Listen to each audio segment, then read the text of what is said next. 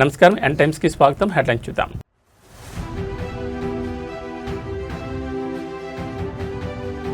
రేపు సాయంత్రం ఢిల్లీకి సీఎం రేవంత్ రెడ్డి.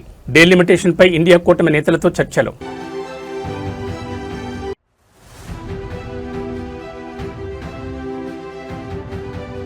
టెక్నాలజీ పరంగా ఆంధ్రప్రదేశ్లో ఒక కీలక ఘట్టం. నేడు ఏపీలో క్వాంటం కంప్యూటర్ ప్రారంభం.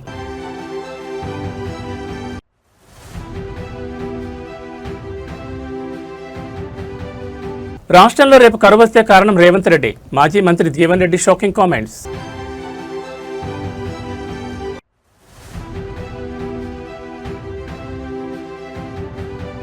తెలంగాణలో అంబేద్కర్ జయంతి వేడుకలు. గాంధీ భవన్లో కాంగ్రెస్ నేతల ఘన నివాళి.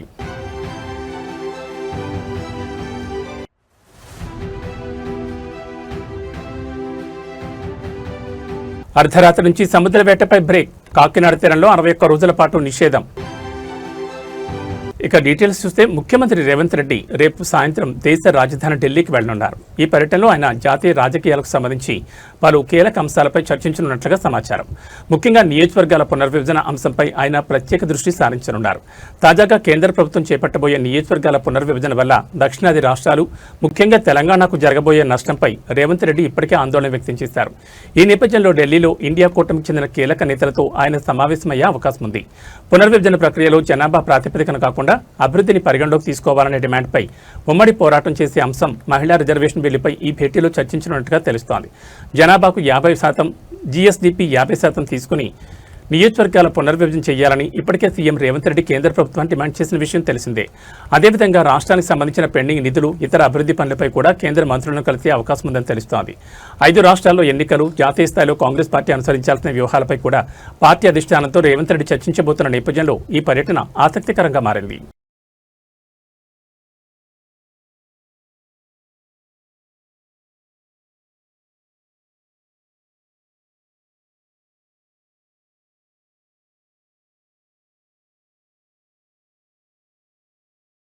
టెక్నాలజీ పరంగా ఏపీలో ఒక కీలక ఘట్టం జరగబోతోంది. భవిష్యత్ గేమ్ చేంజర్గా చెప్తున్న క్వాంటం కంప్యూటర్ను ఈరోజు సీఎం చంద్రబాబు అమరావతిలో ప్రారంభించబోతున్నారు. ప్రభుత్వం చాలా ప్రతిష్టాత్మకంగా ప్రమోట్ చేస్తున్న క్వాంటం వ్యాలీలో దీన్ని తొలి అడుగుగా చెప్పొచ్చు. సింపుల్గా చెప్పాలంటే ఇప్పుడు మనం వాడుతున్న కంప్యూటర్ల కంటే చాలా అడ్వాన్స్గా పనిచేసే కంప్యూటర్ని క్వాంటం కంప్యూటర్ అంటారు. ప్రస్తుతం ఉన్న కంప్యూటర్లు ప్రాసెసింగ్ పరంగా 0-1 బైనరీలలో డేటాను ప్రాసెస్ చేస్తాయి. కానీ క్వాంటం కంప్యూటర్ అనేది ఆ రెండింటితో పాటు వాటి మధ్య ఉండే క్యూబిట్ స్థాయిలో ప్రాసెస్ చేస్తుంది. అమరావతి కేంద్రంగా ఆవిష్కృతం అవుతున్న క్వాంటం రిఫరెన్స్ ఫెసిలిటీతో టెక్ సెకండ్లో నూతన అధ్యాయానికి నాంది పడనుందని చంద్రబాబు చెప్తున్నారు. గన్నవరంలోని మేధా టవర్స్తో పాటు రాజధానిలోని ఎస్ఆర్ఎం యూనివర్సిటీ క్యాంపస్లో ఏర్పాటవుతున్న 1S1Q పేరిట 2 వేర్వేరు క్వాంటం టెస్టింగ్ రిఫరెన్స్ ఫెసిలిటీలను ఆయన ఆవిష్కరించనున్నారు.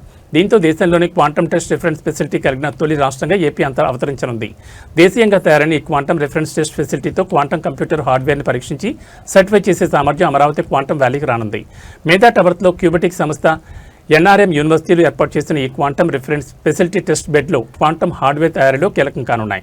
ఈ 2 చోట్ల -273 సెంటీగ్రేడ్ ఉష్ణోగ్రతలో పనిచేసే మినీ క్వాంటం కంప్యూటర్ టెస్ట్ బెడ్లు క్వాంటం ఉపకరణాలను పరీక్షించేలా తోడ్పాటు అందించనున్నాయి. క్వాంటం కంప్యూటర్ ఉపకరణాలు తయారు చేసే కంపెనీలతో పాటు పరిశోధకులు, విద్యార్థులు, నిపుణులకు ఉపయోగపడేలా ఎస్ఆర్ఎం యూనివర్సిటీలో ఓపెన్ యాక్సెస్ రిఫరెన్స్ ఫెసిలిటీని ఏర్పాటు చేశారు. దేశంలోని తొలిసారిగా ఏర్పాటైన ఈ టెస్ట్ బెడ్ల ప్రారంభోత్సవ కార్యక్రమానికి నేషనల్ క్వాంటం మిషన్ సహా ఐఐటీ ప్రొఫెసర్లు, క్వాంటం రంగంలోని పరిశోధనలు చేస్తున్న శాస్త్రవేత్తలు, క్వాంటం ఇన్నోవేషన్ స్టార్టప్ల ప్రతినిధులు, రీసెర్చ్ స్కాలర్లు, నిపుణులు హాజరు కానున్నారు.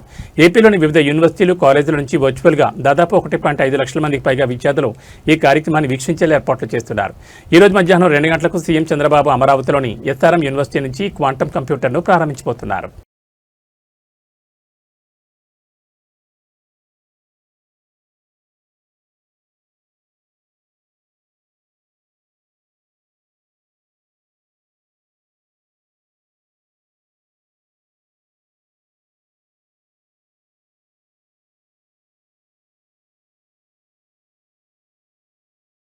భారత రాజ్యాంగ నిర్మాత, సంఘ సంస్కర్త, భారతరత్న డాక్టర్ బాబాసాహెబ్ అంబేద్కర్ 135వ జయంతి సందర్భంగా ఆయనకు ఘనంగా నివాళులర్పిస్తున్నట్లు సీఎం చంద్రబాబు పేర్కొన్నారు.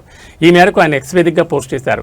అంటరానితనంతో కుల వివక్షకు గురై ఉన్నత విద్య చదివి దేశం గర్వించి అత్యున్నత స్థాయికి ఎదిగిన అంబేద్కర్ మనందరికీ ఆదర్శప్రాయాలని పేర్కొన్నారు. ప్రపంచంలో బలమైన ప్రజాస్వామ్యం దేశంగా మన దేశం నిలుస్తోందంటే దానికి కారణం అంబేద్కర్ మనకిచ్చిన రాజ్యాంగమే అన్నారు. సమాన అవకాశాలు, హక్కులు అందించి ప్రతి పౌరుడికి రాజ్యాంగ రక్షణ కల్పించారన్నారు. అంబేద్కర్ ఆశయ సాధనే మన లక్ష్యం కావాలని, ప్రజాస్వామ్యాన్ని గౌరవిస్తూ బాధ్యత కలిగిన పౌరుడిగా ముఖ్యమంత్రిగా ఉండడమే ఆ మహనీయుడికి మనం ఇచ్చే ఘననివాళి అని పేర్కొన్నారు. పేద, బడుగు, బలహీన వర్గాల శ్రేయస్సు, దేశాభివృద్ధి కోసం జీవితాన్ని అంకితం చేసిన మహోన్నత వ్యక్తి బిఆర్ అంబేద్కర్ అని, సమాజంలో అంటరానితనం నిర్మూలన, వివక్షపై అలుపెరగని పోరాటం చేశారని మంత్రి నారా లోకేష్ పేర్కొన్నారు. భారత రాజ్యాంగంలో అన్ని వర్గాల ప్రజలకు సమాన హక్కులు కల్పించిన ఘనత ఆయనకే దక్కుతుందన్నారు. ఈ సందర్భంగా బిఆర్ అంబేద్కర్కు నివాళులర్పిస్తున్నట్లు లోకేష్ పేర్కొన్నారు.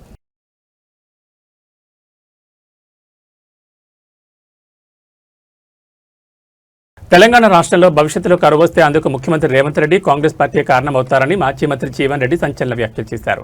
ఇవాళ జగిత్యాలలోని బీఆర్ఎస్ నేత హరిచరణ్ రావు ఆహ్వానం మేరకు ఆయన నివాసంలో అల్పాహారం చేసిన అనంతరం జీవన్ రెడ్డి మీడియాతో మాట్లాడారు. ప్రాణహిత నదీ జలాలను వినియోగించుకోవాలంటే తుమ్మిడిహట్టి దగ్గర బ్యారేజ్ నిర్మాణం చేపట్టాలని, కానీ ఆ దిశగా రేవంత్ ప్రభుత్వానికి చొరవలేదని జీవన్ రెడ్డి విమర్శించారు. ప్రస్తుత పరిస్థితుల్లో మేడిగడ్డ ప్రాజెక్టును పునరుద్ధరించుకోవడం ఒక్కటే మార్గమని, ప్రభుత్వం ఇప్పటికైనా కళ్లు తెరిచి ఆ పనులు పూర్తి చేయాలని సూచించారు. మేడిగడ్డలో 2 పిల్లలు కుంగితే కేసీఆర్ను దోషిగా చూపారని, కానీ ఆయన తెలంగాణ పునర్నిర్మాణానికి స్ఫూర్తి ప్రదాత అని కొనియాడారు. ఇప్పటికే 3 వ్యవసాయ కాలాలు గడిచిపోయాయని, మేడిగడ్డ పునరుద్ధరణ వీలైనంత త్వరగా చేపట్టకపోతే రైతులకు నష్టం తప్పదన్నారు. భవిష్యత్తులో కరువు వస్తే దానికి జవాబుదారీతనం సీఎం రేవంత్ రెడ్డి, కాంగ్రెస్ పార్టీ అని జీవన్ రెడ్డి అన్నారు. ప్రాణహిత నదీ జలాలు వినియోగం రావాలి అంటే మీరు తుమ్మడి బ్యారేజ్ నిర్మాణం చేసేటువంటి మీరు ఆలోచన లేదు, చొరవ లేదు. మిగిలేదు మేడిగడ్డను మనం పునరుద్ధరింపజేసుకోవాలి. ఇప్పటికైనా కానీ ఏదైతుందో ఈ ప్రభుత్వం ఇంకా 2 ఏళ్లు ఉండబోతుందా, ఇంకా 2 ఏళ్లు ఉండబోతుందని చెప్పంటున్నా. ఇప్పటికైనా కళ్ళు తెరిచింది. ఇప్పటికే కళ్ళు తెరిచి ఇన్నదాకా ఏమనుకున్నది, మేడిగడ్డ సాగోజు పెట్టి కేసీఆర్ గారిని దోషిగా నిలబెట్టే ప్రయత్నం చేసింది. కేసీఆర్ దోషి కాదు, ఈ తెలంగాణ రాష్ట్ర భవిష్యత్తు నిర్మాణం చేసినటువంటి ఒక స్ఫూర్తి తెలంగాణ రాష్ట్ర నిర్మాణాన్ని వీళ్ళ నిలబెట్టే విధంగా ఒక స్ఫూర్తిదాత అని చెప్పంటున్నా. వీళ్ళ మీరు గత వారం రోజులు గమనిస్తుంటే ఏ విధంగా కాళేశ్వరం ప్రాజెక్టు పునరుద్ధరింప చేసుకోగలుగుతాము, మేడిగడ్డ బ్యారేజ్ పునరుద్ధరింప చేసుకోగలుగుతాం అనే ఇవాళ ఎందుకంటే దోషి అయిపోతున్నాడు. ఇప్పుడు 3 కాలాలు గడిచిపోయిందే ఈ వేసవితోని, ఇక మిగిలేదు 2 కాలాలు. ఈ 2 కాలాల్లో కూడా చేస్తా అంటే కూడా అవుతుందా కాదా తెలియదు కానీ చెప్తున్నా నేను. ఇంతకాలం అయితే ప్రకృతి సహకరించింది, మన కరువు రాలేదు. రేపు భవిష్యత్తు ఏమైతే తెలియదు. రేపు కరువు వస్తే దానికి జవాబుదారు ఎవరవుతారు? రేవంత్ రెడ్డి అవుతాడు, కాంగ్రెస్ పార్టీ అయితే అని చెప్పంటున్నా. దానికి జవాబుదారు ఎవరైతారో రేవంత్ రెడ్డి అవుతాడు, కాంగ్రెస్ పార్టీ అయితే అని చెప్పంటున్నా. దానికి ఏదైతుందో అదేదో ఇవాళ జ్ఞానోదయం అయినట్టు ఏదైతుందో ఏ సంతోషం. ఇప్పటికైనా we welcome it. Kaleshwaram project పునరుద్ధరింపబడటమే ఇలా తెలంగాణ రాష్ట్ర భవిష్యత్తుకు అది ఏకైక మార్గం అని చెప్పంటున్నాను. ఇప్పటికైనా కాంగ్రెస్ ప్రభుత్వం రేవంత్ రెడ్డి గారు వాస్తవానికి అనుగుణంగా కళ్ళు తెరిచినందుకు నేను సంతోషం అని చెప్పంటున్నాను. కాంగ్రెస్ పార్టీల చేరికతోని ఒక నూతన అధ్యాయం ఆరంభం కాబోతుంది. అంటే వాస్తవంగా బీఆర్ఎస్ లో చేరిక నూతన అధ్యాయంగా భావించినప్పటికీ కేసీఆర్ గారితో నాకున్నటువంటి ఒక అనుబంధం, ఇప్పుడే సోదరి వసంత గారు అన్నట్టు ఏదైతుందో ఆ ఈనాడు గారు చాలా వరకు జగిత్యాల ప్రాంత ప్రజానికానికి అందరికీ కూడా తెలుసు. నేను ప్రజా జీవితంలోకి రాక ముందు నుండి కూడా వారితో వ్యక్తిగతంగా కుటుంబ పరంగా కూడా పరిచయం ఉన్నటువంటి ఒక వ్యక్తిని. మేము 83 అంటే తెలుగుదేశం పార్టీ ఆవిర్భావంలో కలిసి ప్రయాణించాం. తదుపరి కాలంలో రాజకీయంగా మరి భిన్న అభిప్రాయాలతోని భిన్న రాజకీయ పార్టీల్లో వేదికలు పంచుకోవడంతో భావాలు ఒకటైనా కానీ భిన్న వేదికల్లో కొనసాగడం జరిగింది. తెలంగాణ రాష్ట్ర ఏర్పాటు ఉద్యమ రథసారథిగా ఏదైతుందో వారు ఏదైతే ఉద్యమం చేపట్టబడడం జరిగిందో వాస్తవంగా ఆనాడు యావత్ తెలంగాణ ప్రజానీకం వారికి అండగా నిలిచింది. 2006-8లో నేను వారికి ప్రత్యర్థిగా ఎన్నికల్లో పోటీ చేయడం జరిగింది. కానీ ఏదైతుందో అది ఒక రాజకీయ పార్టీ ప్రతినిధిగా పోటీ చేయడం జరిగింది అంతే తప్ప ఏదైతుందో వారి పట్ల కానీ లేక తెలంగాణ అంశం పట్ల కానీ భిన్న అభిప్రాయంతో కాదు. వారు కూడా ఎప్పుడు చెప్తుంటారు వాళ్ళు జీవన్ రెడ్డి గారితో నాకు ఉన్నటువంటి అనుబంధం ఏదైతుందో ఇది రాజకీయాలకు అతీతంగా ఉన్నటువంటి అనుబంధం. మరి వాస్తవంగా నేను కాంగ్రెస్ పార్టీ 4 భారత రాజ్యాంగ నిర్మాత డాక్టర్ బిఆర్ అంబేద్కర్ జయంతి వేడుకలను తెలంగాణ కాంగ్రెస్ ప్రభుత్వం మరియు టీపీసీసీ ఆధ్వర్యంలో అత్యంత ఘనంగా నిర్వహించారు. ఈ సందర్భంగా హైదరాబాద్లోని గాంధీ భవన్తో పాటు పలు ప్రాంతాల్లో అంబేద్కర్కు రాష్ట్ర స్థాయి నేతలు ఘనంగా నివాళులర్పించారు. ఈ కార్యక్రమంలో ఉప ముఖ్యమంత్రి మల్లుపట్టి విక్రమార్క, టీపీసీసీ అధ్యక్షుడు మహేష్ కుమార్ గౌడ్ పాల్గొన్నారు. వారితో పాటు రాష్ట్ర మంత్రులు పొన్నం ప్రభాకర్, చూపల్లి కృష్ణారావు, వాకిటి శ్రీహరి, పలువురు ఎమ్మెల్యేలు మరియు కాంగ్రెస్ నేతలు అంబేద్కర్ విగ్రహానికి పూలమాలలు వేసి నివాళులర్పించారు. ఈ వేడుకలో ముఖ్య కంఠంగా అంబేద్కర్ ఆశయాలను భవిష్యత్ తరాలకు అందించేలా ఏర్పాటు చేసిన అంబేద్కర్ మ్యూజియంను డిప్యూటీ సీఎం భట్టి విక్రమార్క ప్రారంభించారు. బాబాసాహెబ్ జీవిత చరిత్ర, ఆయన చేసిన పోరాటాలు మరియు రాజ్యాంగ రచనలోని విశేషాలను ఈ మ్యూజియంలో పొందుపరిచినట్లు ఆయన పేర్కొన్నారు.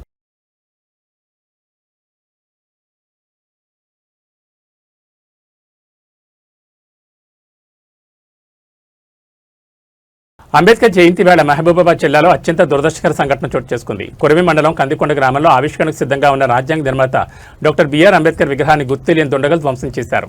ఈ ఘటన స్థానికంగా తీవ్ర కలకలం రేపింది. కందికొండ గ్రామంలో బాబాసాహెబ్ అంబేద్కర్ జయంతి ఉత్సవాలు ఘనంగా నిర్వహించేందుకు గ్రామస్తులు అన్ని ఏర్పాట్లు చేసుకున్నారు. కొత్తగా ఏర్పాటు చేసిన విగ్రహాన్ని ఆవిష్కరించేందుకు సిద్ధమైన తరుణంలో అర్ధరాత్రి సమయంలో గుర్తు తెలియని వ్యక్తులు విగ్రహం యొక్క ముఖభాగాన్ని ధ్వంసం చేశారు. ఉదయాన్నే ఈ విషయాన్ని గమనించిన గ్రామస్తులు ఒక్కసారిగా షాకు గురయ్యారు. జయంతి రోజే ఇలాంటి దారుణానికి ఒడిగట్టడంపై గ్రామస్తులు, దళిత మరియు ప్రజా సంఘాల నాయకులు తీవ్ర ఆగ్రహం వ్యక్తం చేస్తున్నారు. ఇది ఉద్దేశపూర్వకంగా శాంతి భద్రతలకు విఘాతం కలిగించే చర్యని వారు మండిపడుతున్నారు. నిందితులను వెంటనే గుర్తించి కఠినంగా శిక్షించాలని డిమాండ్ చేస్తూ గ్రామంలో నిరసన చేపట్టారు. సమాచారం అందుకున్న కురివి పోలీసులు వెంటనే సంఘటనా స్థలానికి చేరుకుని పరిస్థితిని సమీక్షించారు. విగ్రహం ధ్వంసంపై కేసు నమోదు చేసినట్లు పోలీసులు తెలిపారు. క్లోజ్ టీం ద్వారా ఆధారాలు సేకరిస్తున్నామని, నిందితులు ఎంతటి వారైనా వదిలే ప్రసక్తే లేదని స్పష్టం చేశారు. గ్రామంలో ఎలాంటి అవాంఛనీయ సంఘటనలు జరగకుండా బందోబస్తు ఏర్పాటు చేశారు.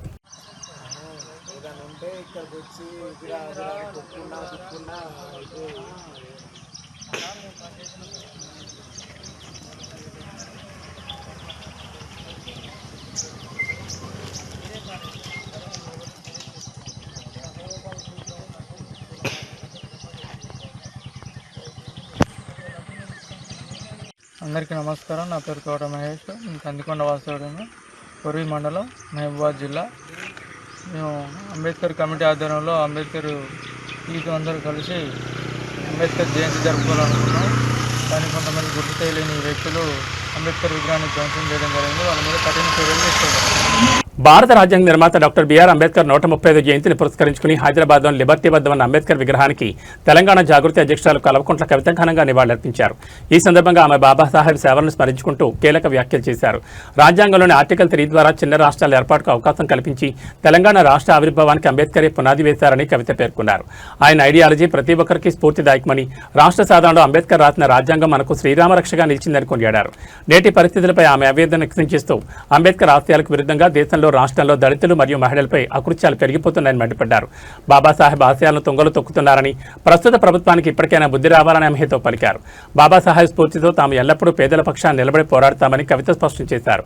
అణగారిన వర్గాల హక్కుల కోసం, మహిళల భద్రత కోసం తమ పోరాటం కొనసాగుతుందని ఈ సందర్భంగా పునరుద్ఘాటించారు.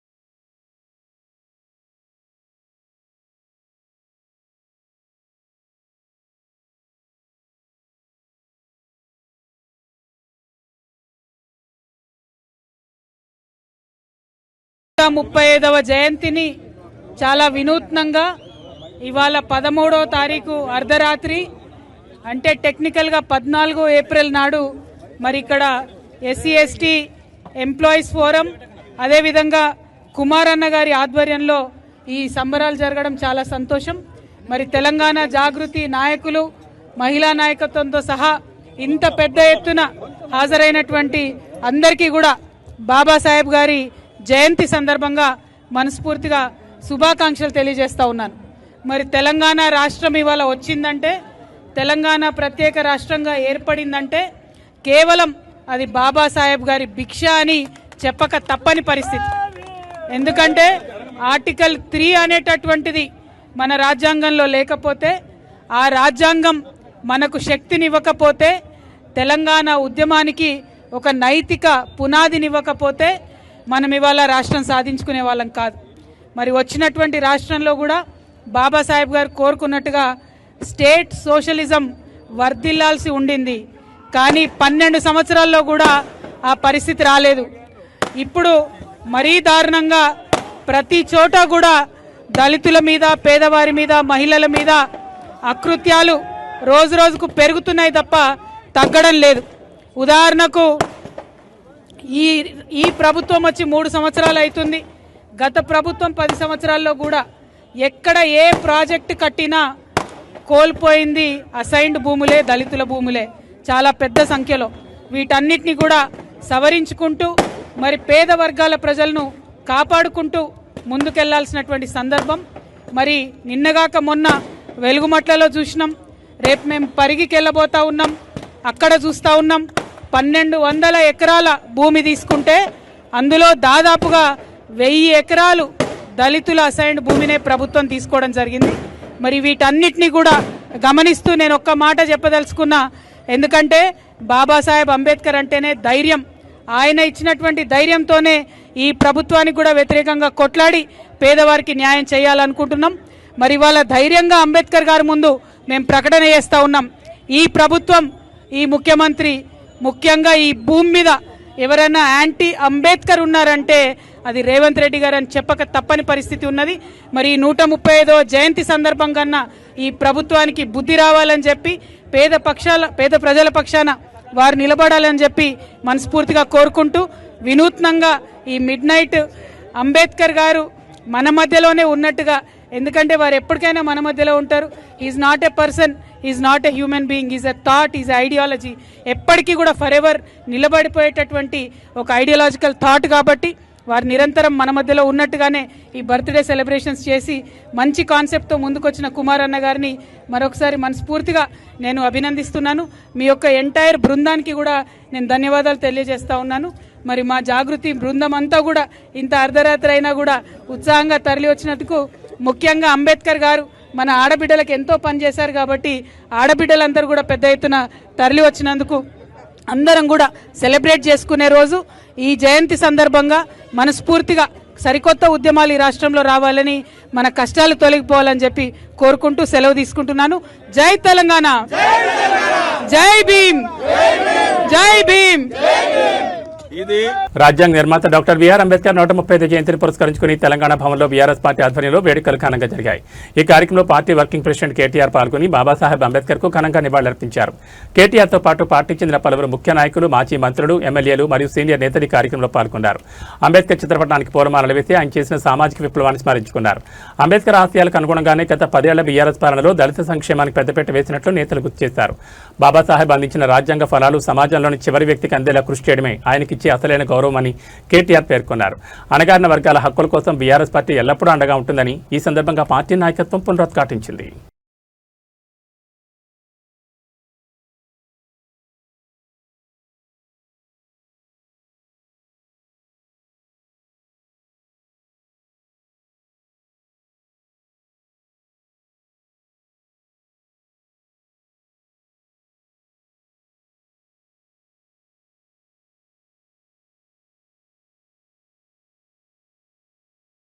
అంబేద్కర్ జయంతి వేడుకల సందర్భంగా సిద్దిపేట రూరల్ మండలం తొట్కపల్లి గ్రామంలో పండగ వాతావరణం నెలకొంది. ఈ గ్రామంలో నూతనంగా ఏర్పాటు చేసిన భారత రాజ్యాంగ నిర్మాత డాక్టర్ బిఆర్ అంబేద్కర్ విగ్రహాన్ని మాజీ మంత్రి సిద్దిపేట ఎమ్మెల్యే తన్నీర్ హరీష్ రావు ఘనంగా ఆవిష్కరించారు.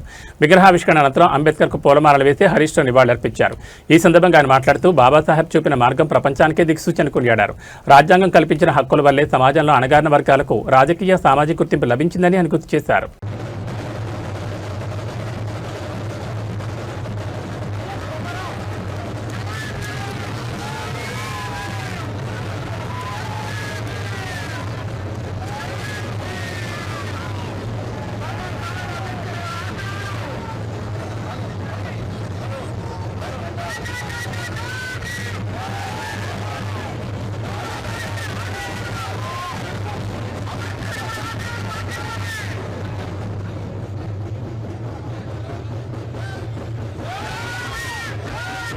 రామగుండ ఎమ్మెల్యే కాంగ్రెస్ పార్టీ పెద్దపల్లి జిల్లా అధ్యక్షుడు మక్కాన్ సింగ్ రాజ్ ఠాకూర్ మరోసారి వివాదాస్పద వ్యాఖ్యలు చేశారు.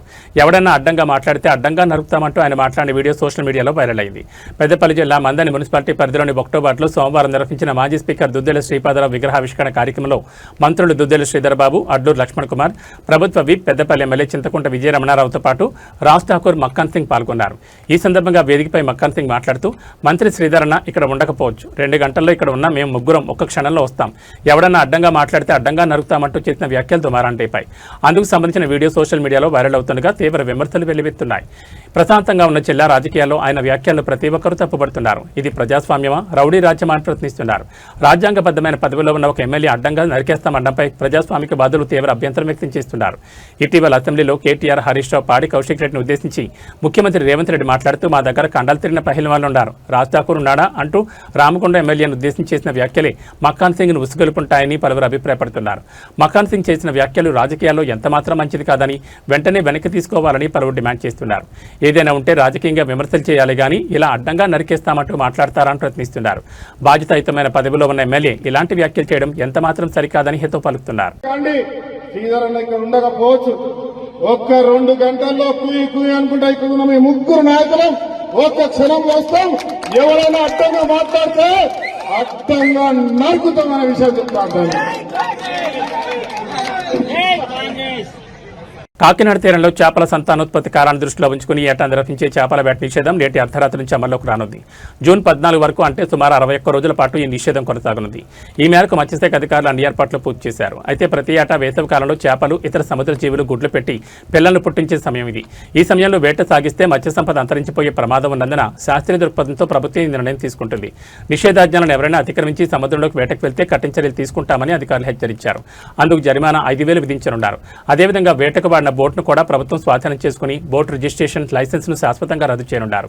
వేట నిషేధం కారణంగా ఉపాధి కోల్పోయే మత్స్యకార కుటుంబాలను ఆదుకునేందుకు ప్రభుత్వం ఇప్పటికే మత్స్యకార భరోసా పథకాన్ని అమలు చేస్తోంది. అర్హులైన ప్రతి మత్స్యకార కుటుంబానికి ప్రభుత్వం 20,000 ఆర్థిక సహాయాన్ని నేరుగా వారి ఖాతాలో జమ చేయనుంది. కాకినాడ జిల్లా వ్యాప్తంగా వేల సంఖ్యలో ఉన్న మత్స్యకారులకు ఇది పెద్ద ఊరటనివ్వనుంది.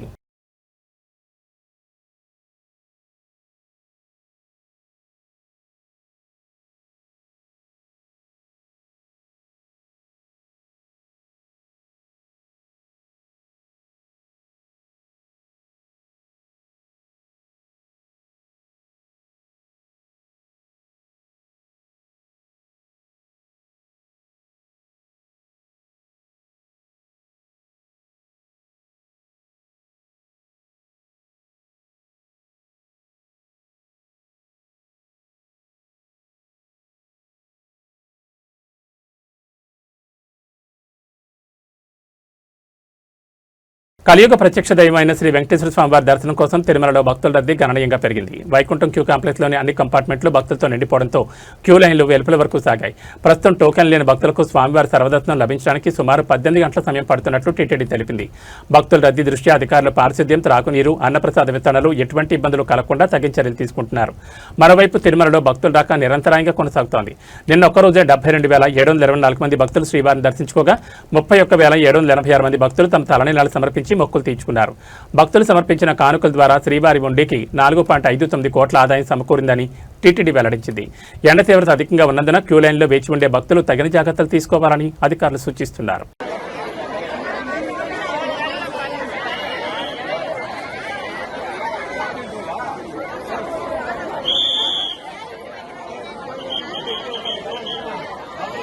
ఏబీ బులెటిన్ విశేషాలు. నమస్కారం.